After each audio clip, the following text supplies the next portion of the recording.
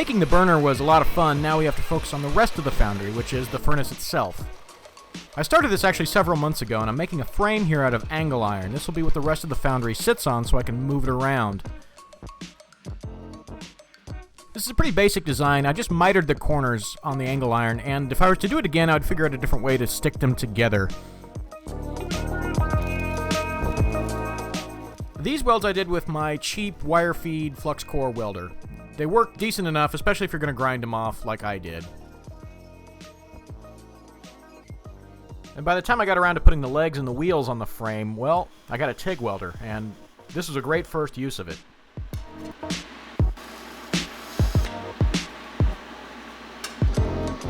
This piece of scrap tubing was actually the handle off of something else, I don't remember what.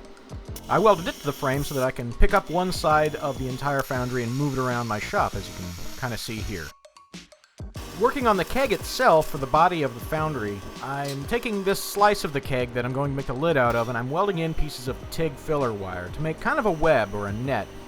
I don't think this is entirely necessary because there's some contours on the inside of it that'll probably hold the refractory in place, but in my mind this would help.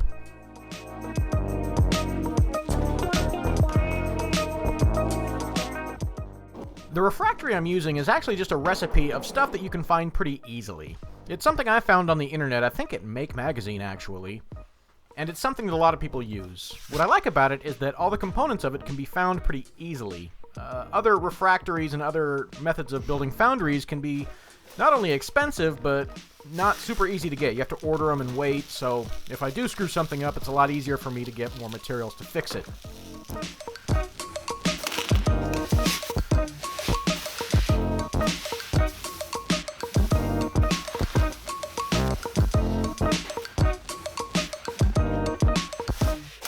All of the materials except for the fire clay are mixed together first.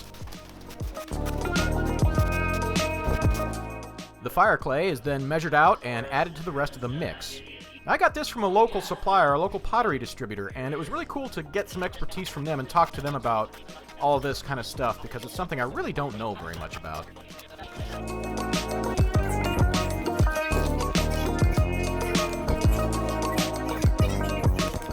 Speaking of not knowing very much about it, I know for a fact that I could have done a better job at mixing the water into this mixture and getting it all worked out and smooth.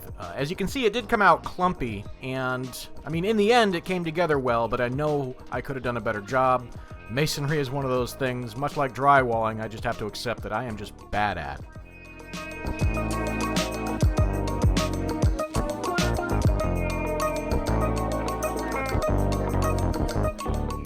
The forms I'm using are just a 5-gallon bucket and a piece of steel tubing, 1.5 inch diameter. These were the only things I could find that were the kind of just right fit without going completely nuts and fabricating something.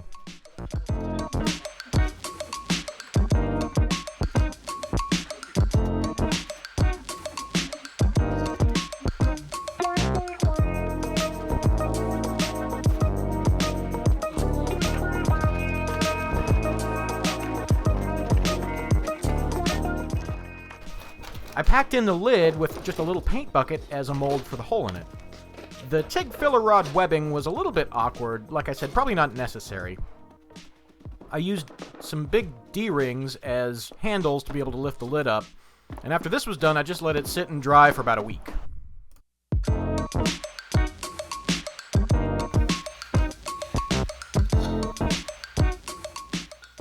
Even though I had covered everything in a little bit of paste wax before using it as molding for the furnace, I had problems getting the 5-gallon bucket out of the foundry. It mechanically locked in the bottom, little rim, locked itself in place, so I had to melt the sides out.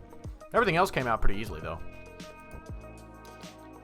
Everything came out nice and strong. Around some of the edges, there were a little bit of crumblies, and, I mean, it all looked kind of fuck ugly, so I decided to mix up a thin batch of fire clay and just brush it onto all the exposed refractory material. And I let it dry for a couple more days.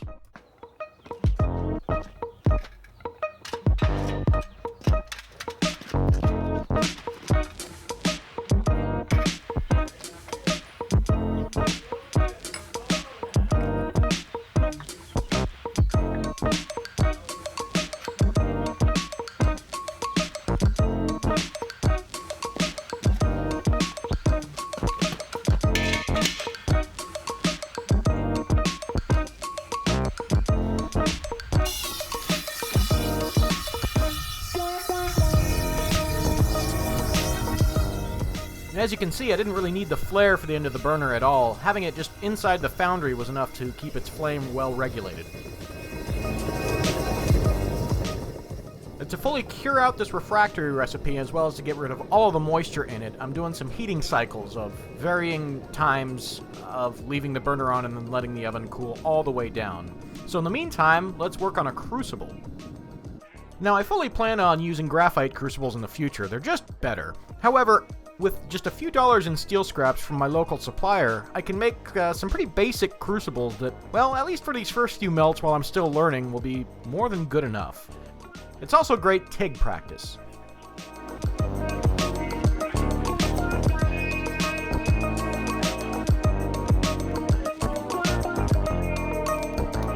The reason I chose square tubing is because it has a natural pour spout, so I can put a couple of these pins up on the top corners, and off camera I put a little ring on the bottom corner in between those pins, and then I can pick it up and pour it and have a nice guided flow pretty easily, pretty straightforward.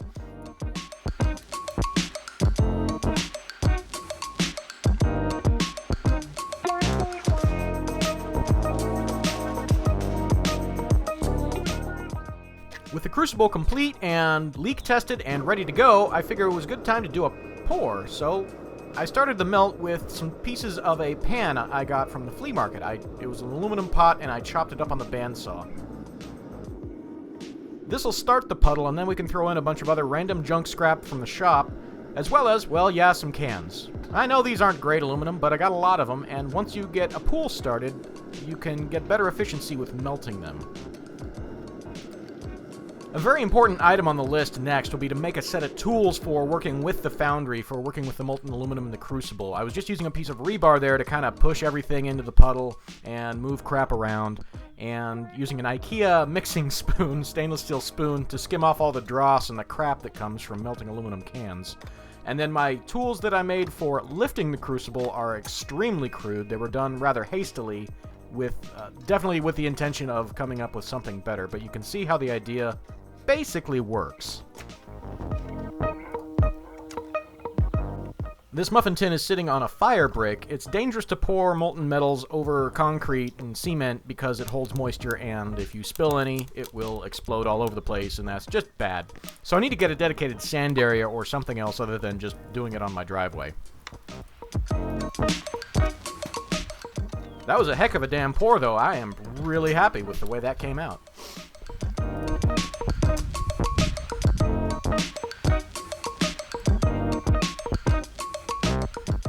Despite the low-quality aluminum content that went into them, these came out pretty decently, without any porosity or inconsistencies. I will definitely have to get some higher-grade aluminum. I'm told car parts are where to find that from for good casting aluminum. The other nice surprise about this little project was how fast the foundry heated up. Starting with a cold crucible in the cold foundry, it took about 14 minutes to go from cold to molten aluminum, which seems incredibly fast to me. Next up will be to make a flask for casting, as well as some green sand to fill it with, and then we'll probably make up some patterns to do some actual cast projects. Definitely be sure to stay tuned for that, and thank you for watching.